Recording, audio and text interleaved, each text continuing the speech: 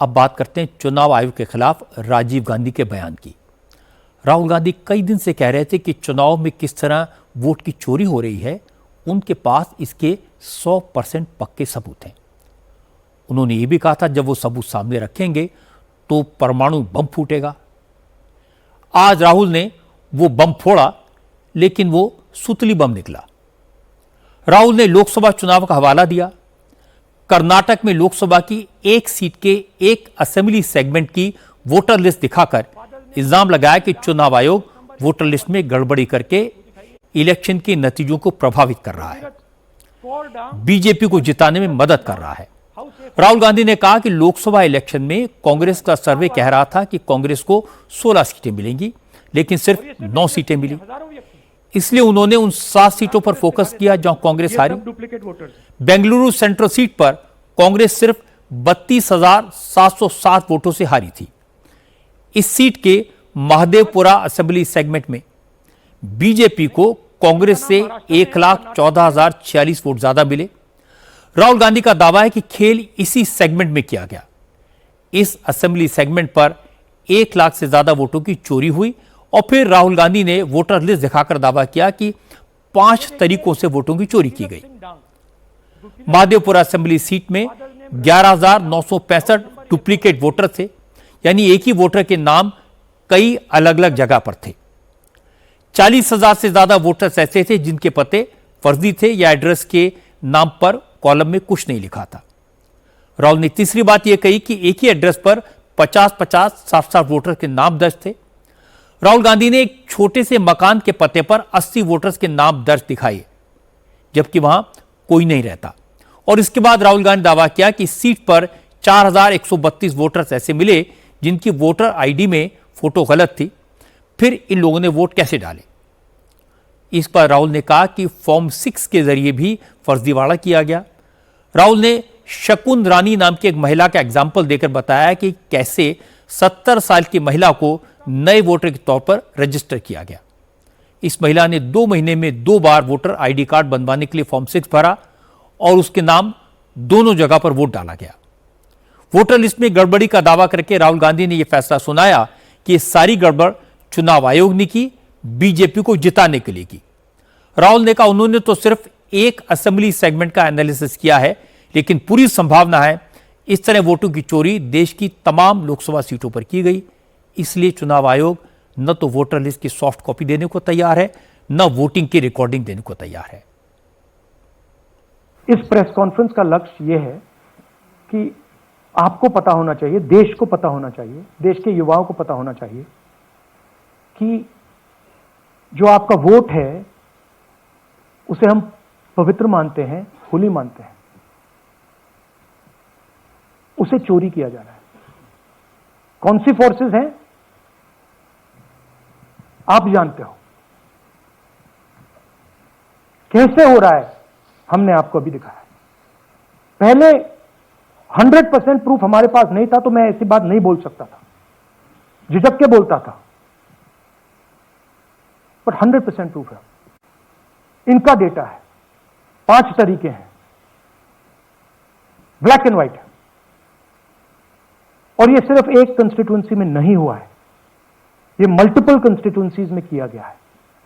तो हम सिर्फ एक बात कह रहे हैं कि इलेक्शन कमीशन को बहाने नहीं बनाने चाहिए।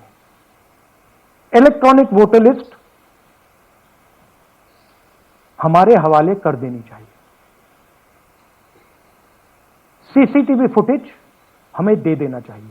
और मैं सिर्फ राहुल गांधी नहीं बोल रहा हूं, मैं कांग्रेस पार्टी का नेता हूं और जो मैं बोल रहा हूं वो सारे के सारे ऑपोजिशन लीडर्स ने भी बोला है। राहुल गांधी ने आज कर्नाटक में वोटर लिस्ट में गड़बड़ी का जो इल्जाम लगाया उस पर इलेक्शन कमीशन ने कड़ा रुख अपनाया है।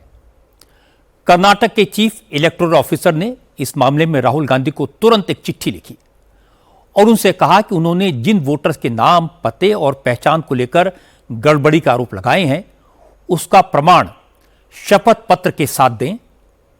कर्नाटक के सीईओ ने इस चिट्ठी में यह भी लिखा कि प्रोसेस के तहत वोटर लिस्ट का ड्राफ्ट रोल नंबर 2024 में और फाइनल वोटर लिस्ट जनवरी 2025 में कांग्रेस पार्टी को दी गई थी, लेकिन कांग्रेस पार्टी ने उसे लेकर कोई शिकायत नहीं की, कोई आपत्ति नहीं की, कोई अपील नहीं की।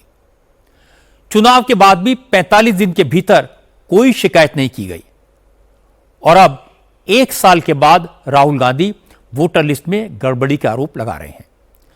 कर्नाटक के मुख्य चुनाव अधिकारी ने यह भी साफ किया कि कांग्रेस के स्टेट यूनिट की तरफ से इलेक्शन कमीशन से वक्त मांगा गया था।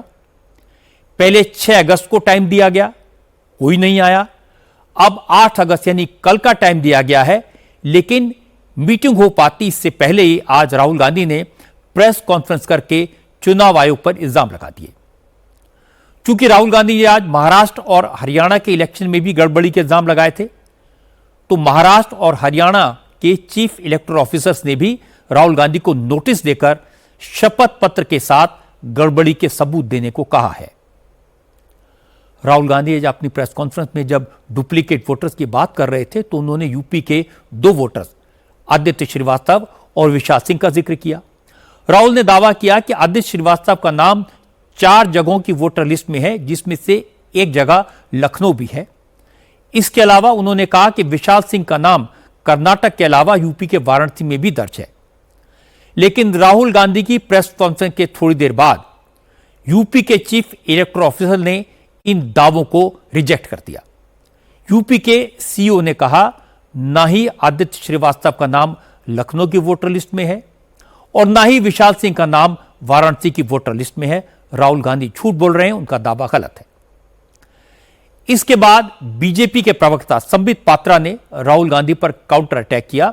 संबित ने कहा, जहां कांग्रेस हार जाती है वहां कभी ईवीएम खराब होती है तो कभी वोटर लिस्ट में गड़बड़ होती है, लेकिन जहां कांग्रेस जीत जाती है वहां राहुल गांधी को सब ठीक लगता है। इसलिए राहुल गांधी की बातों को देश तवज्जो नहीं देता।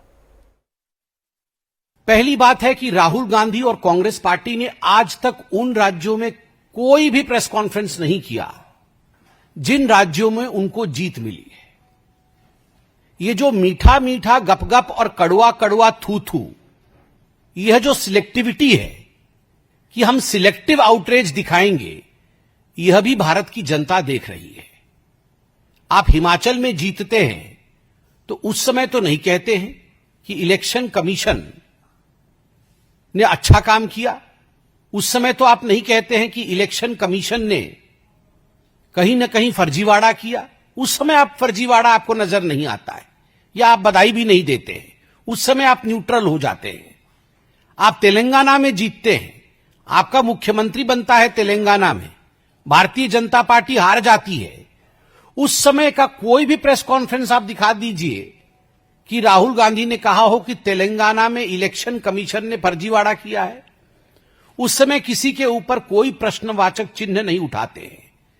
जब आपको 99 सीट मिलती है लोकसभा के चुनाव में, तो आप पूरे देश में सेलिब्रेट करते हैं और कहते हैं देखो हमारी जीत हो गई। कैसे? यदि देश का लोकतंत्र हार गया, यदि देश का चुनाव आयोग ही कॉम्प्रोमाइज्ड है आपके कहने के मुताबिक, तो आप सेलिब्रेट किस बात का कर रहे हो कि हम जीत गए हैं, हमें अधिक सीटें मिली है। तो कहीं ना कहीं एक सिलेक्टिव आउटरीच कांग्रेस पार्टी और राहुल गांधी में देखने को मिलता है। इसके बाद parliament affairs minister Kiren Rijiju सामने आए। किरेन रिजिजू ने भी कहा कि इलेक्शन कमीशन पर अटैक करना राहुल गांधी की आदत बन गई है। वो कभी सुप्रीम कोर्ट पर सवाल उठाते हैं, कभी चुनाव आयोग पर कीचड़ उछालते हैं, ये सही नहीं है। रिजिजू ने कहा कि राहुल गांधी ने कर्नाटक को लेकर जो दावा किया उसे वहां के लोग भी मानने को तैयार नहीं है। आज जो राहुल गांधी ने कर्नाटका का एक कॉन्स्टिट्यूंसी को उठा करके जो बात रखा है, वो कर्नाटका के जो नेता है, वहाँ के जितना भी सीनियर लीडर है, सबका कहना है कि इतना बकवास बातें आज तक किसी सीनियर लीडर ने प्रेस में बात नहीं किया है। कोई तथ्य नहीं, कहां से उठा करके बिना मतलब से प्रेस कॉन्फ्रेंस करके रख देते हैं। हमको मालूम है वो नकली प्रेजेंटेशन किसने बनाया है, लेकिन मैं इस छोटे छोटे हर मुद्दे पे अभी नहीं जाऊंगा। मैं सिर्फ इतना कहना चाहता हूं कि इलेक्शन कमीशन चुनाव आयोग, सुप्रीम कोर्ट, इनको बार बार अटैक करना, प्रहार करना ये सही नहीं है। मैं मानता हूं कि अगर आप इलेक्शन कमीशन ऑफ इंडिया को अटैक करता है और सुप्रीम कोर्ट और हाई कोर्ट या जुडिशरी को अटैक करता है तो आप सीधा सीधा लोकतंत्र को ही हमला कर रहा है। चूंकि राहुल ने आज फिर कहा कि बीजेपी ने महाराष्ट्र का चुनाव भी बेईमानी से जीता, इससे महाराष्ट्र मुख्यमंत्री देवेंद्र फडणवीस ने कहा कि गड़बड़ी चुनाव आयोग में नहीं है, राहुल गांधी के दिमाग में है, इसलिए वो चुनाव आयोग पर सवाल उठा रहे हैं, लोकतांत्रिक संस्थाओं को बदनाम कर रहे हैं, इससे उन्हें फायदा नहीं नुकसान होगा, चुनाव में पब्लिक उन्हें फिर से सबक सिखाएगी। न महाराष्ट्र में वोटों की चोरी हुई है, न देश में कई वोटों की चोरी हुई है। मुझे ऐसा लगता है कि राहुल जी के दिमाग की चिप चोरी चली गई है और उनकी हार्ड डिस्क करप्ट हो गई है, इसलिए लगातार वो झूठ बोल रहे हैं, गलत बयानबाजी कर रहे हैं और जनता का मैंडेट चोरी कर रहे हैं, लोकतंत्र को चोरी कर रहे हैं, लोकतंत्र ने दिया हुआ फैसला चोरी कर रहे हैं। और उनके फिगर भी बार बार बदलते हैं। पिछले समय का महाराष्ट्र में 75 लाख वोट बढ़े, अब का 1 करोड़ वोट बढ़े। महाराष्ट्र के वोटों के बारे में पूरे फैक्ट्स एंड फिगर्स के साथ हमने उनको जवाब दिया, उसके ऊपर वो जवाब नहीं दे पाए, इसलिए झूठ बोलकर अपनी हार को दबाने की कोशिश कर रहे हैं। सच बात तो यह है कि उनको ये पता है कि उनकी पार्टी का वजूद खो गया है और अपना वजूद वापस पाने की जगह भारत की लोकतांत्रिक संस्थाओं को बदनाम करने का काम ये उनके माध्यम से हो रहा है। मैं इसका धिक्कार करता हूं और जनता उनको वापस अगले चुनाव में इसका सबक सिखाएगी। हालांकि सीनियर एडवोकेट कपिल सिब्बल राहुल गांधी के सपोर्ट में खड़े हुए। सिब्बल ने कहा कि राहुल गांधी ने वोटर लिस्ट में बहुत बड़ी हेराफेरी पकड़ी है, अब साफ हो गया कि चुनाव आयोग बीजेपी की मदद कर रहा है और पर्दाफाश होने के बाद जांच के लिए भी तैयार नहीं है। कपिल सिब्बल ने कहा राहुल गांधी ने तो इलेक्शन कमीशन के डॉक्यूमेंट्स की कमियां बताई हैं और चुनाव आयोग उल्टा राहुल से एफिडेविट मांग रहा है। कपिल सिब्बल ने कहा अगर ऐसे ही चलता रहेगा तो चुनाव लड़ने का कोई मतलब नहीं रह जाएगा। हम कहेंगे कि इलेक्शन कमीशन वाकई में एक इंडिपेंडेंट बॉडी है, वो कहते हैं कि आप जाकर वहां अपना एफिडेविट फाइल करो और ऐसे रूल के अंतर्गत जहां कोई जांच हो ही नहीं सकती, ये अपने आप में मजाक हो गया ना। सवाल ये उठता है कि किया क्या जाए। इलेक्शन कमीशन कोई जांच करेगी नहीं, ठीक है, कोर्ट इस पे नोटिस लेगी नहीं, इस पे नोटिस देगी नहीं, पॉलिटिकल पार्टी से पास के कोई ऐसा साधन नहीं है, क्योंकि इलेक्शन खत्म हो जाता है, रिजल्ट डिक्लेयर हो जाते हैं, उसके बाद पता चलता है कि कितनी बड़ी धांधलीबाजी है ना, और उस 30 दिन तो बीत जाते हैं तो कभी इसकी जांच नहीं होगी। सो फ्रॉड होता रहेगा, जांच होगी नहीं। और अगर राहुल गांधी ये बात जनता के बीच में लाएं तो कहेंगे कि आप साहब एफिडेविट फाइल करो किसी रूल के अंतर्गत, हम इसकी वैसे जांच नहीं कराएंगे। ये तो अपने आप के मतलब कि लोकतंत्र का मजाक हो गया। तो मैं समझ रहा हूं कि इलेक्टोरल पार्टीज को इसको गंभीरता से लेना चाहिए और ये कहना चाहिए कि ऐसे ही सत्ता रहेगा तो फिर हम काहे को चुनाव लड़ रहे हैं।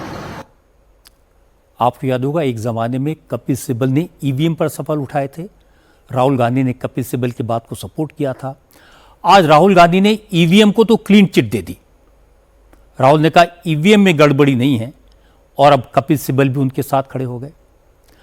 राहुल गांधी ने जिस तरह का प्रेजेंटेशन दिया ऊपर से देखने में बड़ा इंप्रेसिव लग सकता है, पब्लिसिटी के लिए अच्छा मसाला हो सकता है, लेकिन किसी भी इलेक्शन को चैलेंज करने का एक सेट प्रोसीजर है और यह कोई सीक्रेट नहीं है। हर कैंडिडेट जानता है कि किसी भी इलेक्शन के रिजल्ट को हाई कोर्ट में इलेक्शन पिटीशन फाइल करके ही चैलेंज किया जा सकता है। इलेक्टोरल रोल को चैलेंज करने के लिए ऑन ओथ डिक्लेरेशन फाइल करना होता है और राहुल ने ये दोनों काम नहीं किए। सबसे बड़ी बात यह कि वोटिंग का तरीका सीक्रेट होता है, यह भी सीक्रेट होता है कि किसने किसको वोट डाला। फिर राहुल गांधी किस आधार पर यह दावा कर सकते हैं कि जिनके नाम उन्होंने गिनाए उन्होंने बीजेपी को वोट दिया। दूसरी बात, राहुल गांधी को अपनी शिकायत इलेक्शन कमीशन से करनी चाहिए, वही बता सकता है कि कौन सा वोटर फर्जी है और कौन सा असली। जैसे तेजस्वी यादव के केस में हुआ, वो कह रहे थे उनका नाम वोटर लिस्ट से गायब है, और उसके बाद इलेक्शन कमीशन ने उनके 2-2 वोटर कार्ड दिखा दिए। सबसे इंटरेस्टिंग बात यह कि राहुल गांधी बिहार में इलेक्शन कमीशन की वोटिंग लिस्ट को रिवाइज करने का विरोध कर रहे हैं। अगर इलेक्शन कमीशन जांच नहीं करेगा तो वोटर लिस्ट दुरुस्त कैसे होगी? कैसे पता चलेगा कौन फर्जी है? अगर कर्नाटक की लिस्ट में राहुल गांधी को गड़बड़ दिखी, वहां ठीक से लिस्ट नहीं बनी, तो बिहार में वोटर लिस्ट की चेकिंग पर एतराज कैसे किया जा सकता है?